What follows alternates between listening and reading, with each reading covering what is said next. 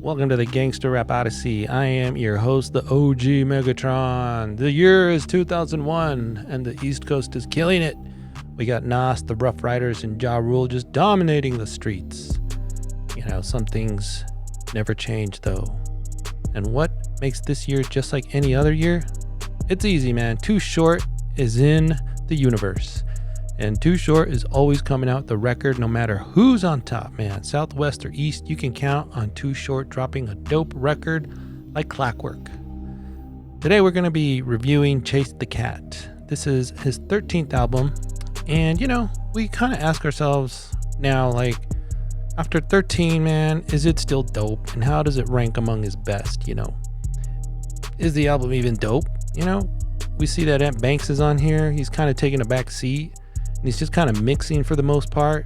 So does this album have that classic Bay Area sound that Too Short pioneered? Let's take a look at the project and find out. So first of all, I bought this CD, man, at Best Buy, believe it or not. I think it was one of the last CDs I even bought there. And, you know, the CD artwork was cool. It has that cat eyeing Too Short. You know, you can see Too Short there in the reflection. And then the cool title with the cattail on there, that's pretty dope. But the CD itself, you know, when you open it up, you got this CD that has like 12 cat ladies on there with like these symbols, which I don't know what they mean, but I know it looks dope. And I've been a Too Short fan since Get In Where You Fit In. When I was a kid, I saw Too Short passed around, you know, the tape, and I heard Life is Too Short. I think I was like in 5th or 6th grade when that and Born to Mac were circulating around the neighborhood. But I mostly caught on at that point to like NWA and Eazy-E. But, you know, I always knew that Too Short was pretty cool. It wasn't until my girlfriend at the time had Get In Where You Fit In. And I heard it, and I was just blown away. It was so cool, man. She had a poster of this record, and you know, it was just something else. You know, I was like maybe 16 or something like that. At that point, I was just following Too Short from then on, man, and it opened up the entire Bay Area for me. I learned about Ant Banks, E40, Drew Down, Be Legit, you know, Mac Mall, and it just goes on and on and on, man. So it was almost like Too Short had invented an entire new genre for me, you know, pimp music, baby. And it's still almost its own genre to this day, I gotta say. So, all right, well, shit. That's kind of where I, you know, learned about Too Short, and that's kind of my thing, my background with it. So let's talk about this CD, though. I think what we all love about Too Short is that he just, you know, he keeps it real, meaning he just stays true to himself. And if you were expecting Too Short to change with the times, he don't. But what he does do is he updates his sound. And this album specifically does just that. You know, listening to it, and somehow after 13 records, it still sounds new. Even today, it's crazy when a 20-something-year-old record to me still sounds new. This record is just like that. And Too Short's been really masterful at fucking repackaging the same shit into something new. And he does this like every album. You can say it's a science or a talent. I don't know, man. But it's what Too Short does best. And arguably, he's like the best at it, you know? And I think what helps keep things fresh here, the featured artists that he has, you know, right off the bat. The second track on this record, I love. You got Scarface, Daz, and Trick Daddy, you know, reaching out to different coasts. Too Short has never been shy about rapping with people from different coasts. He's like a legend. He's like invited. He can go anywhere. But specifically about this song, let's talk about this song. I know you know what this song is going to be about, of course. And I think, you know, I love me some Scarface and Daz anyways. But Trick Daddy, he never really caught on to me, but he sounds so dope here. I'm curious though, if you are a Trick Daddy fan, let me know where I should even start. You know, give me some tips here. Like what are his best tracks? You know, I'm willing to dig in. You know, no problem there. But what I love about this track the best, I think, is Scarface. Just the way he comes off flipping his rhymes into like this raunchy track, which I don't know if we get too often. But when you're with Too Short, when you're on a Too Short track, you got to do it, man. Like this is your free pass here, man. And Daz also doesn't disappoint here. Um, you could say around this time, this was Daz's best era. It's arguable, of course, but this is like 2001, right off of the late 90s. Not too far off from Retaliation, Revenge, and Get Back. But that sounds pretty good on here. And then, Trick Daddy, he just kind of gives it this southern flavor. And, at the end, you're kind of wondering if this is more of a West Coast track or a down south track. But I think it's just dope. And then, while we're talking about featured MCs, we have the late MC Breed on here. And Breed was just one of those guys, for me at least, I didn't appreciate Breed until after he passed away. I mean, I had a Breed CD like Flatline, which had the DOC and Erotic D. Man, they did some dope shit on that one, man. I couldn't pass that up. But nowadays, when I hear Breed, I'm just like, man, I just love listening to this guy. What's the word here? This is going to be a big word alert. Posthumously. When they're dead, but they get like an award or something like that. What is that? Posthumous? I don't know, man. Look, English is my second language. Bear with me. Anyways, MC Breed for sure deserves a revisit from us all. And it's dope to hear him on this track here, man. But I think my favorite featured artist on this album has to be with E40, that domestic violence song.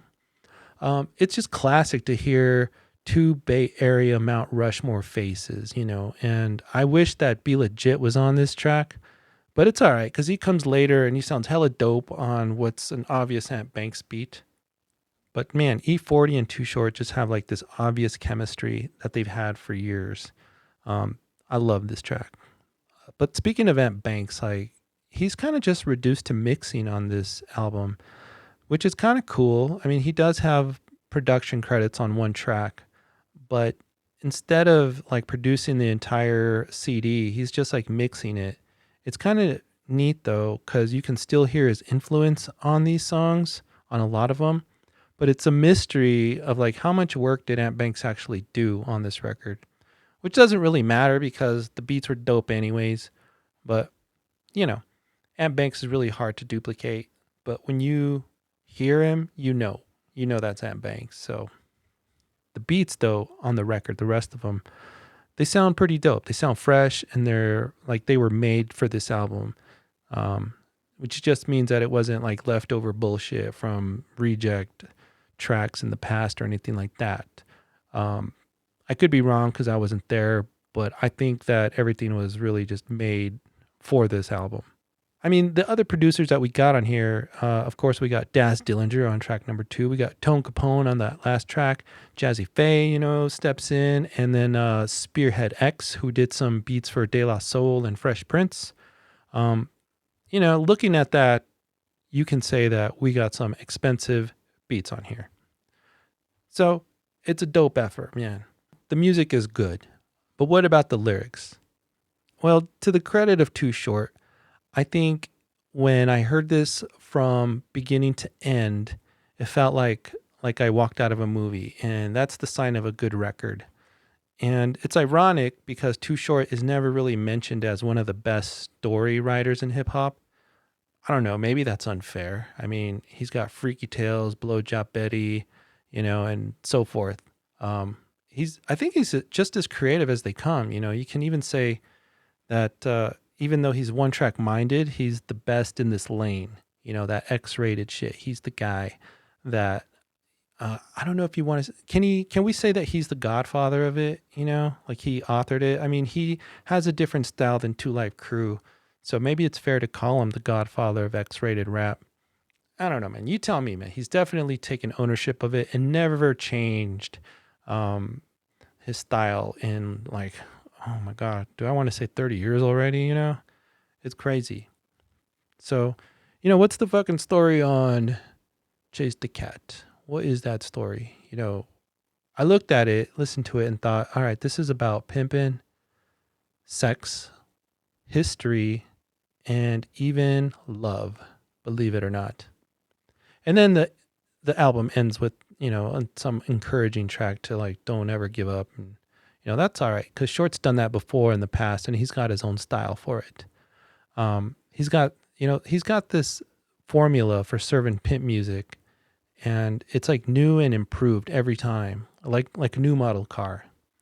So to say that he does this every record, I don't know about that because there's more records that I haven't heard. I haven't heard all of Too Short's library yet, but I see them, and I'll get to them for show. But I got to say that this project, I love the topics he goes through. He keeps the pimpin' alive. He even gets down and dirty on explicit lyrics with sex, and then he's got the history lesson about growing up and doing this thing back in the day. The struggle and Freddie B and all that. And then the track with E40. Questioning what is love here. Which I think is my crown jewel track, Domestic Violence. I think this is the best track on here. I love the flow, the back and forth with E40. The music, the beat is so clean, man. It's just like Ant Banks, Too Short, E40. Like you got Bay Area Voltron here. So other tracks I like, Chase the Cat, nothing fancy, but what he gives us here is more of what we want. Some of the lyrics, that he writes here, like, ever since I was a youngster new to the game, I was going to the mall, baby, what's your name and your number? I never been under, always been an outright player, no wonder. That's Too Short, man. I love it. That's what we want. That's what we want from Too Short. Nothing unexpected or crazy. Just, I bought Too Short because I want Too Short. Thank you very much, Too Short. And then Player for Life. Man, I love that track. It gives you a chance to get into Too Short's mind. A Player for Life. It's a deep track, man. If you stop and listen to the lyrics, you kind of step into Short's shoes and get into that picture he's painting. Pimpin' just ain't for everybody. But Player for Life, man. I can play that track over and over. Love it. The other track I like is You Stink. Now, this is what I mean when I say Short comes with a fresh new coat of paint on the same formula. It's such a dope track. The beat is just phenomenal. And man, we got fucking George Clinton on here giving us some vocals, and Baby DC. Y'all remember Baby DC? I think he was on Cocktails. He was just a kid, man. And here he is a few years later, just growing up right before our very eyes, and the beat is just sick, man. It's one of my favorite beats that Too Short's ever rapped over. And then, the other standout track on this album is I Love, classic Daz and Scarface. It's just a mashup of heavyweights here. They give you exactly what you expected, what you wanted, and they make what's old new again. And Too Short, like who really does it better than this guy, Too Short, We could call Too Short's songs, lyrics, whatever, tired topics, but it's like we get a new model car every year, and that's what it's like listening to a Too Short CD. And he's always having fun, man. Like his CDs are always fun. They're not too political or anything like that, but he's got some tracks that'll make you think, and he throws questions out and his own frustrations, but he doesn't like stay there.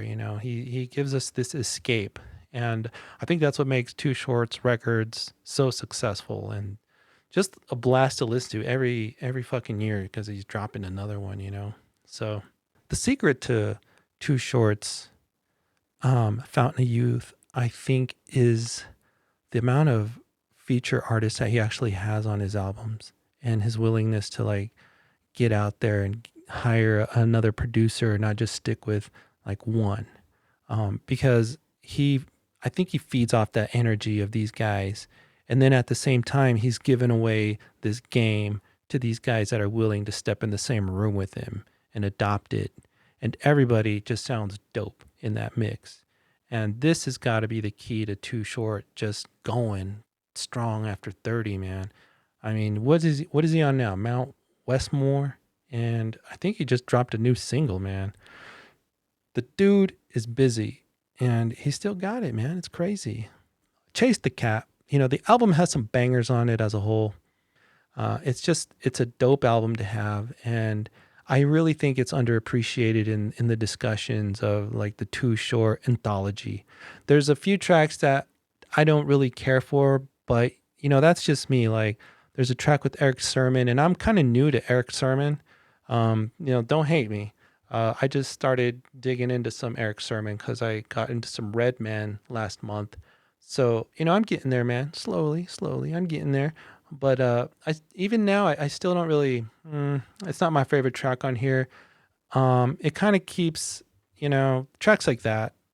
It's just like a taste thing, like just my taste. Like I could say that, you know, I like tracks like Looking for a Baller and Player for Life is sweet. The Talking Shit track with Be Legit and At Banks, it's all right, man. It could have been better, but I still dig it. So it's hard to hate the songs that you don't like on here because they're still kind of cool, and I could see that, you know what, somebody out there loves this track. It's not whack. It's just these tracks didn't hit me like some of the other tracks. You're bound to like hit or miss with some people. It's crazy, but somebody probably doesn't like E40, so they just skip that song with E40. You know what I mean, right? So the album, B+, beats are dope. The featured artists are fantastic. I also love that Eastsiders track. It's a sick track. I love it, man. There's a lot to talk about for this record when it comes to the featured artists. And the beats, clean as hell. I love them. I think that the album still sounds up to date. Like it almost still feels new to me, which is kind of weird because it's 20 something years, but it's one of my favorite Too Short CDs. I can easily say that this is in my top 5 of Too Short CDs. Top 3, that's a brave call, man. And I don't know if it's fucking top 3. I don't know. You let me know. Like, tell me in the comments where this one stacks up for you. Top 3, top 5, or is it whack? Whack. Let me know, man. Let me know. Hey, that's gonna do it, man. I love the CD, B+. Everybody should have it. Hey, if you liked the video, hit that subscribe button. Check us out on Vimeo too, or the podcast on Spotify, Apple Podcasts, wherever. We try to be wherever, whenever. So check us out. Thanks for your support, and we'll see you next time, man. Peace.